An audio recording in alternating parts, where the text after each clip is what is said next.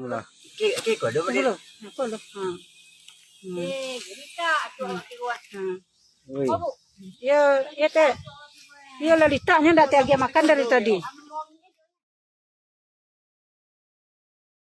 Musleni Yeti, seorang lurah di Kelurahan Tigo, Kotodiate, Payakumbuh Utara, Sumatera Barat, menemukan warisan tidak terduga di rumah seorang pekerja serabutan tuli yang telah wafat. Pada Selasa 8 Juli 2025, Ibu Lurah itu menemukan setumpuk uang tunai senilai 170 juta rupiah dan sejumlah emas. Uang tersebut pun telah disetorkan secara resmi ke rekening kas kelurahan disertai bukti administrasi lengkap. Proses ini dilakukan dengan bukti resmi dan transparan sebagai bentuk tanggung jawab administrasi publik. Sementara itu, emas yang ditemukan di tempat yang sama awalnya tidak diketahui siapa pemiliknya, bahkan warga setempat tidak ada yang mengaku. Lantaran hal ini, kuat dugaan emas tersebut milik almarhum pekerja serabutan tuli yang dimaksud dan kemudian telah dijual.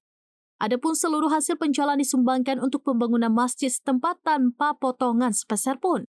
Temuan ini awalnya bersifat pribadi, namun kemudian dibagikan Pelurah Musleni Yeti melalui akun Facebook resminya. Sontak, video yang ia bagikan dengan cepat mencuat ke publik dan menjadi viral. Netizen pun ramai yang memberikan respon positif memuji prinsip kejujuran dan kemanusiaan yang ditunjukkan oleh aparat desa.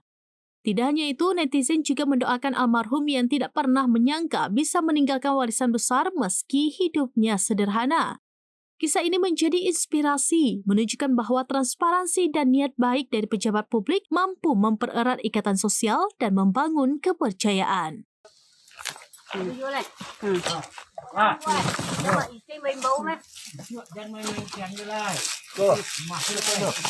pula ni.